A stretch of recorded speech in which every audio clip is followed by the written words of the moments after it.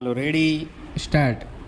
આ કામે ફરિયાદ પક્ષનો આક્ષેપ એવો છે કે તારીખ 4/3/2018ના રોજ મોજે પોંસરી પીતિયા ફળિયા આ કામના આરોપી નંબર 1 થી 4 નાઓએ આ કામના ફરિયાદી તથા સાહેદો સાથે જૂની અદાવત રાખી ગાળાગાળી કરી ઢીક્કા મૂકીનો માર મારતા ફળિયાના માણસો આવી જતા આ તમામ આરોપીઓ ત્યાંથી જતા રહેલ. ત્યારબાદ આરોપી નંબર 5ના આવતા તેઓએ પણ આ કામના ફરિયાદી તથા સાહેદો સાથે ગાળાગાળી કરતા ફળિયાના માણસોએ છોડાવતા આ કામના આરોપી નંબર 5નાએ ફરિયાદી તથા સાહેદોને જાનથી મારી નાખવાની ધમકી આપેલી. પેરા. ફરિયાદ પક્ષે આક્ષેપિત ગુના પુરવાર કરવા માટે ફરિયાદી અનિલભાઈ નકુમભાઈ પટેલને આંખ 20થી તપાસેલા છે.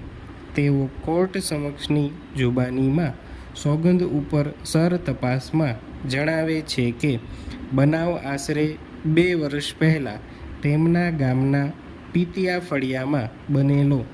બનાવના દિવસે તેમના સાળીના લગ્ન હોય જેથી તેમની પત્ની સાથે તેમના મિત્રની પત્નીને તૈયાર કરવા માટે ગયા હતા, જ્યાં તેઓ મોટરસાઇકલ લઈને ગયા હતા.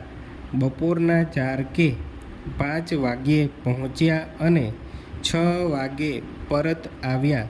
તેમની પત્ની સાથે આવવા નીકળેલા ત્યાં આરોપી જયેશ, રમેશ, મહેશ અને રાજેશ હતા. પીતિયા ફળિયા પાસે ફરિયાદીને પકડીને હાથ વડે ધોલ ધપાટ મારી.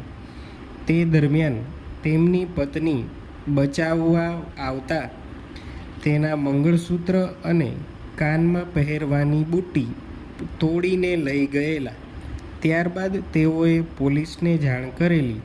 ત્યાં સ્થળ પર પોલીસ આવેલી અને ત્યારબાદ તેઓને પોલીસ સ્ટેશને લઈ ગયેલા અને ત્યાં તેમણે ફરિયાદ નોંધાવેલી, જે આંક 21થી રજૂ છે.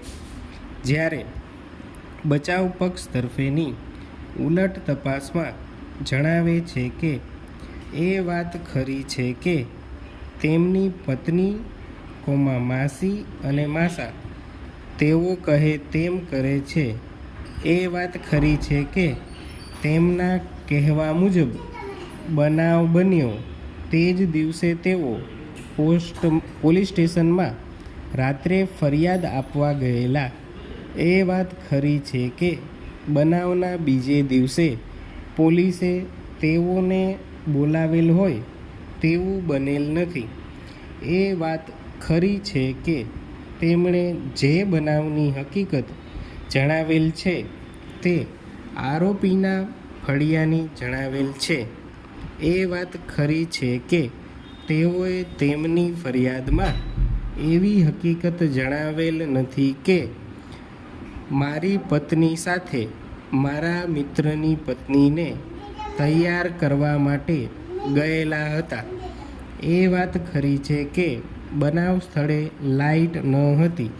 એ વાત ખરી છે કે ઘણા બધા માણસો ભેગા થઈ ગયેલ હોવાથી કોણ શું બોલેલું તેની ખબર પડી શકે નહીં.